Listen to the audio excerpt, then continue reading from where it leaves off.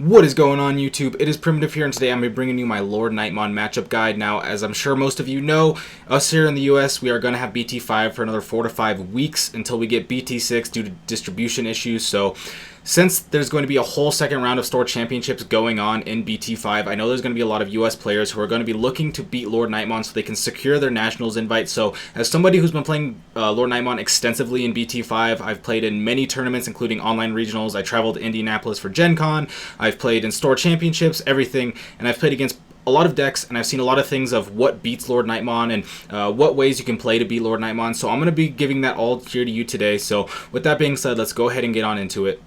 Alright, so here's a quick overview of what we're going to be going over, and we'll go over these in order, so if there was something that you wanted to go back and watch, you can see what order that we are going in, but let's go ahead and get straight into the first topic. So, first off are the weaknesses of LordKnightmon. Now, I have them listed here for you, but we're going to go in one-on-one on them. So, for the first one, we're going to be talking about how LordKnightmon has to suspend or attack to operate. So, the fact that LordKnightmon has to suspend to be able to have its effect going is something that you can exploit. As you can see here, you can have cards like Nidhogg or Bancho Stingmon or Puppetmon, all of which that are going to punish your opponent being suspended. Now, Puppetmon maybe not so much, but Bancho Stingmon and Nidhogg are very, very good cards in the matchup. I run both of them in my Imperial Dramon list specifically for LordKnightmon, and they are very, very good techs, and this is something that you have to keep in mind when building the deck. And building Imperial Dramon, I need to beat LordKnightmon, so what's going to be the best way to do that? And that's where the Nidhogg was there originally from other people, but then I thought about putting in the Bancho, because your opponent's going to be suspended and you're going to get 3 checks after you Bancho, so techs like these are going to be very important, and that's something that you need to keep in mind when preparing for LordKnightmon. The next one is going to be that they're going to be having Digimon with no sources on them constantly. They always want to be playing cards such as Knightmon off of LordKnightmon, or Pulsemon to draw, or Starmons to delete one of your rookies. And these Digimon are going to have no Digivolution sources under these, so this is something that you can also exploit from the deck building perspective. As you can see here, we have Absolute Blast, which is an amazing card, because if your opponent plays a Knightmon and Digivolves a LordKnightmon on top of it, for 6 memory, you can get rid of it by getting rid of the LordKnightmon's source and then bouncing it to the bottom of the deck. Then there is like Sorajo. Sorajo is also a card that takes advantage of this by giving you extra memory, and then as well as Hexablow. Now, Hexablow isn't the best card versus LordKnightmon because they can very easily build up and then just delete your Hexablow with something like a Knightmon and slash Angemon. So it's not the best card, but it is something to keep in mind. If you are playing a blue deck and you are looking to have an extra little tech versus LordKnightmon, maybe Hexablow is something for you, but just keep in mind when you are building your deck and you see these cards that I'm showing you, don't add cards that don't fit. Like, don't add Sorajo to a green list. That doesn't make any sense.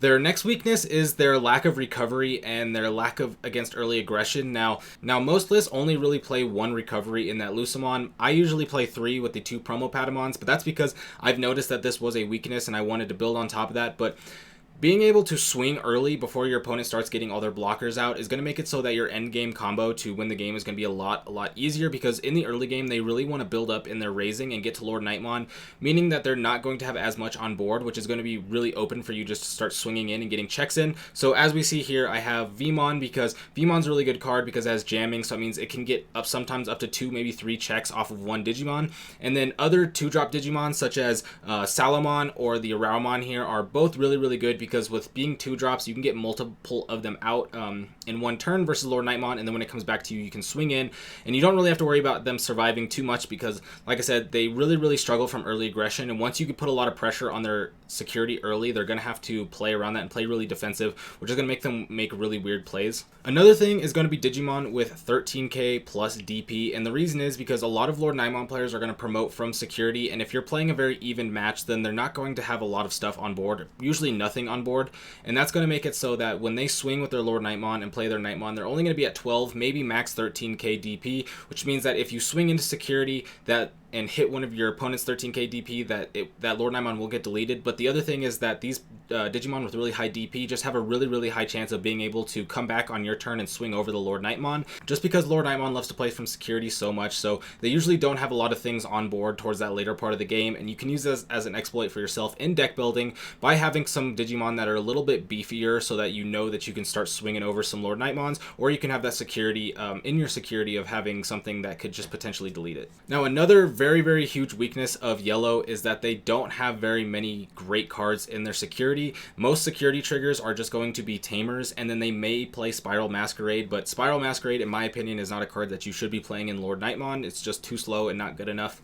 So decks that go in for a lot of big swings, such as Shoutmon DX, where it has multiple DP buffs, or things like Imperial, where it has jamming, are going to have no problem going into yellow security, and they can swing into it pretty freely because they know that they are going to survive. You might have to worry about something like an Omnimon if you don't have enough buffs on your Shoutmon to be able to swing in, but things like that. But you don't have to worry about actual removal, as to where if you're playing green, they could have Needle Spray. If you're playing blue, they could have Cocytus Breast. If you're playing red, they could have Gaia Force. With yellow, they pretty much never really have anything. Like I said, sometimes it's the Spiral Masquerade, but usually most players aren't going to be playing the Spiral. Another thing that you have to keep in mind is that most yellow decks play a lot of Digimon in their bracket, in their level bracket, that are really weak. So for example, Starmons, which only have 1k in the rookies, Pitomon, which are only 5ks in the champions, and then Sirenmons, which are only 6ks in the ultimates. These are Digimon that have a lot lower DP than most Digimons in their level bracket, making it so when you swing in with Digimon that are ultimates or champions, you still have a pretty high chance of surviving in the yellow security. Now here for you, I got a few tech cards. Now a couple tech cards are going to be the 2-drop 5k rookies,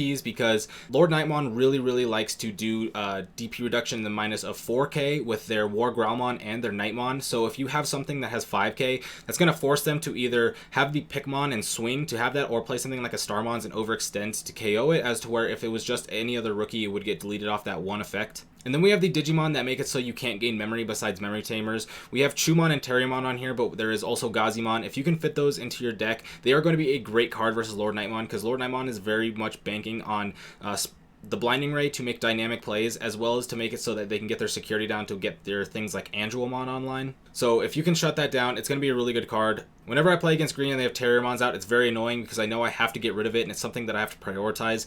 And when your opponent has a rookie, that's something that you have to prioritize. It's very annoying, because normally the things that you have to prioritize are like ultimates and champions, but Terriermon just shuts down 3 or 4 cards in every LordKnightmon deck when it's on the board. And then lastly are going to be cards that can gain you memory. Now Kari is something that I play in my LordKnightmon deck for the mirror match. We will talk about that in the mirror match section, so I won't go too deep in that. But there's also this Gomamon, which my good friend Isaac showed to me when he was playing in his Ancient Garurumon deck. The reason you want these is because LordKnightmon is going to almost always promote as an ultimate, and then digivolve into their LordKnightmon, and then go into their effects. So if you have something like Kari, Kamiya on the board, and they promote at 3, so they have their TK, they promote, they spend their 3 to LordKnightmon, and they swing into your security, then you can tap it and gain a memory, pass it over to your turn, and then that way they can't like digivolve slash on top of their LordKnightmon or their regular Knightmon, or keep doing anything like that.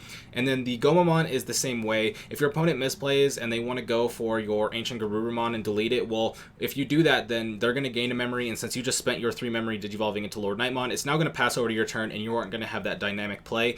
And now these are just cards that really are good at slowing down LordKnightmon. They aren't direct hate counters, but there are many times where I played the LordKnightmon mirror where gaining 1 memory from Kari was just completely game winning, because I shut down their turn super early, or made it so they had to make completely awkward plays knowing that they were going to lose a memory. Now I just want to talk about a couple decks that I think are favorable versus LordKnightmon. Now the main ones are going to be most green decks, and the reason why is because as we went through for the first panel, you have to attack with LordKnightmon, and green just has so many cards that punish LordKnightmon, mainly being Nidhogg and Bancho Stingmon, and those cards are just so good that they make the matchup terrible. I think a really well played green will most of the time have the advantage versus a LordKnightmon, just because it's a very hard matchup. Now, it's not unwinnable for LordKnightmon. I've been trying to figure out the matchup, trying to find a way to get an edge, but the thing is every time I try, the green just feels like it has a little bit better of an edge because their megas are just so good versus my megas. And then Ancient Garurumon's going to be another one, and that's just because it's a deck that swings in for a lot of checks early and swings in for a lot of checks late, so it has that early aggression, and it makes it, and it's not something that you can really play around because your opponent's going to promote a rookie and then go Lobomon, Ancient Garurumon, and that's not something that you can really play around besides having blockers. And as we talked about, we don't have anything in security that's going to really take it down. Those 2 decks I feel like are very good versus LordKnightmon. And then I will say decks like Shoutmon, Imperial Dramon, and Ulforce, those big swingy decks where they just go for a lot of checks in one turn and try to OTK, I will say those are about 50-50. Now, if you're playing those decks a lot, you'll probably say no, LordKnightmon beats those, and I have to agree with that LordKnightmon is definitely favored versus these, but I say that it's even because These decks can really easily just eke out wins if the LordKnightmon player doesn't have enough defensive pressure with their blockers to stop these attacks. And if your opponent's able just to get 3-4 checks in one turn, and they were able to get 1 or 2 checks in earlier, then it just ends the game. So I've had a lot of times versus these decks myself where I felt like I was favored going into it. I was like, this is a win, but then I didn't get the cards that I needed, and my opponent's checks were just too much, and I lost the game. So I do think that it's about even, in a chance that when you play against one of these, you have about a 50-50 about if your opponent can win or not. And then Rookie Rush, although I personally think that LordKnightmon is very favored versus Rookie Rush, the thing is Rookie Rush is so volatile that they can just pop off super crazy and get 4 checks on like turn 2 or 3, and at that point you are just going to be so far behind that no matter what you really do, you can't win, because your opponent's just going to be able to play multiple 2-drops and go for the win. So as much as LordKnightmon I think wins probably 6 out of 10 times, it's still such an awkward matchup that I want to make a note of it, because if you are trying to beat LordKnightmon, I will say that Rookie Rush is a pretty good deck to start with, because you just get those really quick early checks before they get their blockers out. Okay, so now let's go ahead and start talking about the mirror match. So the first thing I want to say in the mirror match is that you want to be promoting after your opponent. Now, a lot of people say whoever promotes first loses, and I don't agree with that. What I think it actually is the person who can't refill their LordKnightmon first loses, because how it's going to be is it's going to be a LordKnightmon war where one player is going to promote their LordKnightmon, swing and do something, and then the other person is going to promote their LordKnightmon to swing over their opponent's LordKnightmon, and then your job is to be able to get a LordKnightmon the next turn to swing over their LordKnightmon, and so on and so forth. And the first person that can't refill on that and gives your opponent 1 extra turn with the LordKnightmon usually falls too far behind to actually win the game, because then your opponent can start to get 2 megas on board and then threaten Valderarm or get some extra ultimates on board, and that 1 extra turn of LordKnightmon is just a bit too much. And as for me, I always go second in the mirror, and actually just in most matchups with a LordKnightmon, just because with LordKnightmon you want to be promoting after. So if you are going to be playing against another LordKnightmon, you want to be going second. That's going to give you an extra card in your hand, which gives you more resources and can unbrick your hand if you do brick. But the other reason is because if your opponent's going first, you're always going to be able to react to what your opponent's doing, and your opponent's not really going to be able to react to you in the same way. And so when you want to be playing a matchup where you are essentially doing what they're doing but second, so that way you can do it better than them, then you want to be going second, so that way you can monitor what they're doing and match those plays. Now, since both players are going to be sitting and raising a lot, trying to build up to a LordKnightmon, once you get to that ultimate or that LordKnightmon in raising, what you want to be doing is trying to build a LordKnightmon on the board without promoting, by either just building up from a rookie up to a mega, or hard playing a champion or something like that. Sirenmon is going to be very, very crucial in this deck. We are going to be talking about that here soon, but what you want to do is build up to a LordKnightmon on board, because if you can get up to a LordKnightmon on board before you promote the one that's in your raising, then your opponent's going to have to promote to start that LordKnightmon war, and you're already going to be 1 turn ahead, because once they promote and swing, you're already going to have that LordKnightmon to come up and swing over their LordKnightmon and have that refill going. So you want to be building up on board and trying to get the first LordKnightmon out before you Now, I usually say that you want to sit in raising, but there are many times where you're going to be playing games where you're sitting there in raising, but you don't even have a LordKnightmon, or maybe even don't even have an ultimate in hand, and it doesn't really make sense because you know you're not going to be able to build up. Well, in those cases, just building up to a champion like a blocker and then promoting and then starting to cycle those rookies in raising each turn is actually going to be very important, because you need to find the pieces that you can get so you can take all the draws that you can get. So don't just say that, oh, in the LordKnightmon mirror I can't promote until my opponent does. Now, that's just a rule of thumb if you have the combo, if you can get up to your LordKnightmon. If you can't get up to your LordKnightmon, then you're just going to be sitting and raising with nothing, and you're going to be falling way too far behind. So you want to start trying to get that out as fast as possible, even if that means you have to start promoting a bunch of Digimon. And then right here I'm going to have the mirror match text for you, and these are just the cards that I think are the most impactful in the matchup. First is going to be Kari, for the reason I mentioned earlier. Your opponent's going to promote at 3 and swing and go into security, and you can just end their turn. I have multiple LordKnightmon mirrors on the channel in the back where you can see that Kari has come in to essentially win me the games multiple times, because my opponent will just have to go for that LordKnightmon combo. I don't have anything on board because I haven't promoted yet, so and if they want to attack and suspend or get their Knightmon out, they're going to have to attack, which means they have to go into my security, and I can just end their turn right there, go to 1, and then go to 3 with TK, and then I can go in, your Digimon's going to be suspended, you're going to have a Knightmon or a rookie that wasn't able to Digivolve, and I can clear that too. So Kari's a very, very good card in the matchup. And then there's Sirenmon, who I actually think is the best card in the matchup, and that's just strictly because the person who can start getting the LordKnightmons going first is going to be ahead in that LordKnightmon war, because they're going to force their opponent to promote their safe LordKnightmon. And Sirenmon's the best card at doing this because it's a 5-drop level 5, so if you're at 3 with TK and your opponent doesn't even have TK, you can just play this and put your opponent at 2 and threaten LordKnightmon next turn. Or it's also just a 2 to Digivolve, so even if you are building up, it's 1 less memory to get up to your ultimate than you would with something like an Angelmon or a War Growlmon. So Sirenmon is just absolutely insane in the mirror. I love it. I only played as a 1-of in my deck because I think it's just not as good as the other ultimates, but it's a card that I had to play 1-of. When I was playing 0, I was like, this is awful. I have to play at least 1 because it's so good in the mirror that if you can get it off, you're going to be very far ahead. And then we have little tiny baby Kodimon over there, and that's because I think Kodimon is pretty much a terrible card. I've said this in many of my deck profiles and videos. I don't really like Kodimon. I think it's at best a 1-of, but the thing is when you're playing a LordKnightmon war where you're trying to find your pieces, finding a card that specifically tutors your Knightmon and your LordKnightmon is going to be very powerful in the mirror, but I think it's just pretty bad in most other decks, so I don't think you play more than 1, but it does deserve the honorable mention, but just a tiny one. And then just a couple things to keep in mind when you are playing versus LordKnightmon. The early checks are going to be very important because once your opponent starts getting those blockers out, you're not going to be able to get as many free checks in as far as uncontested checks, and so you want to start swinging those rookies in. If you're not going to be building on top of them, then you should be going for checks because the earlier checks that you can get before the blockers start coming out, the better.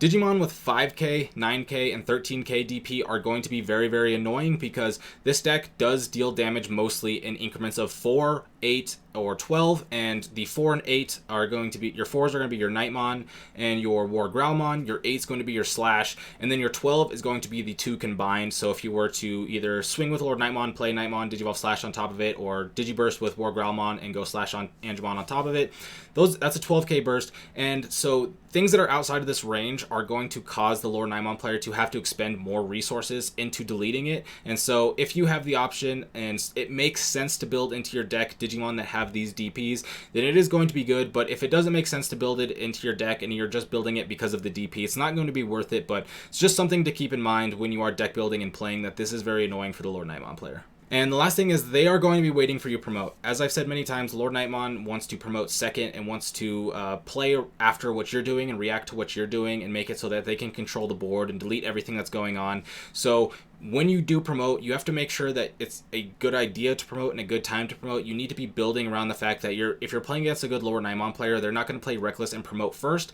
They're probably going to promote second and start building on board, like I said. So you need to play around that in the game plan. If you're going to promote and you're like, oh, well, if I promote now, then I'm just going to get like 1 check and then the LordKnightmon's going to kill me. Well, that doesn't sound very convincing. So try to find better flow charts that you can get to and try to play around the fact that your opponent's going to be trying to delete what you do. So try to do things that aren't as punishable. Like I said, swinging in with rookies, even if they do die in security, it's not a big deal because in this deck they're likely going to get deleted anyway, and things like that. If you have a champion but no ultimate and you're like, this is probably just going to get deleted, you might as well swing it into security, start getting those checks in. Just think about it, start thinking about the game plans that your opponent's going to do, knowing that they are trying to react to what you are doing. Alright, that's going to be it. Thank you so much for watching today. If you enjoyed, be sure to hit like and subscribe because I will be having Digimon content coming to you all the time. And if you are interested, we do have a Discord down below. So if you want to join that, we would love to see you there. We are building a great community there and I'd love to have you there. But that's going to be it for today's video. I really hope this helped you out. I hope it gets some of you your Nats invite. Let me know how it goes. But with that being said, I hope you have a great day. Peace out.